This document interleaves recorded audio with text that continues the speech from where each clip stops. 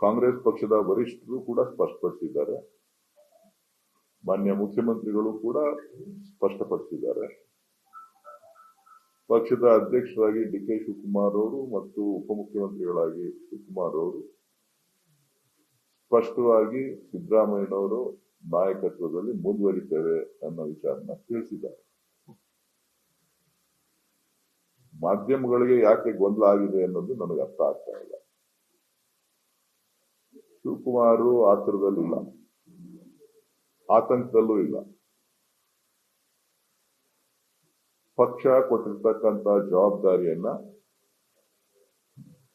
ಪ್ರಾಮಾಣಿಕ ಪಕ್ಷದ ಒಬ್ಬ ಕಾರ್ಯಕರ್ತನಾಗಿ ಪಕ್ಷವನ್ನ ಮುನ್ನಡೆಸ್ತಾ ಇದ್ದಾರೆ. ಪಕ್ಷ ಏನು ಸೂಚನೆ ಕೊಡ್ತದೆ ಆ ಕೆಲಸವನ್ನ ಪ್ರಾಮಾಣಿಕವಾಗಿ ಮಾಡ್ತಾ ಇದ್ದಾರೆ. ಇನ್ನ ಹೆಚ್ಚಿನ ವಿಚಾರಗಳು ಏನೂ ಇಲ್ಲ. ಸದ್ಯಕ್ಕೆ ಮುಖ್ಯಮಂತ್ರಿ ಹುದ್ದೆ ಖಾಲಿ ಇಲ್ಲ. ಯಾತಕ್ಕೆ ಈ ವಿಚಾರ ಪದೇ ಪದೇ ಮುಂದೆ ಬರ್ತಾ ಇದೆ ಅನ್ನೋದು ತಾವು ಸಂಬಂಧಪಟ್ಟವ್ರನ್ನ ಕೇಳಬೇಕು.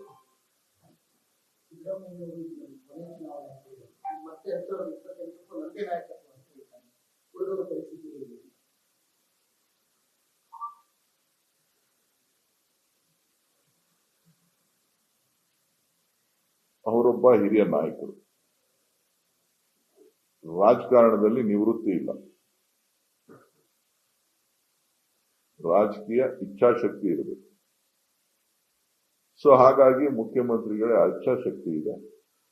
ಹಾಗಾಗಿ ಅವರು ಕೆಲವು ವಿಚಾರಗಳನ್ನ ನಿಮ್ ಜೊತೆ ಹಂಚ್ಕೊಂಡಿದ್ದಾರೆ.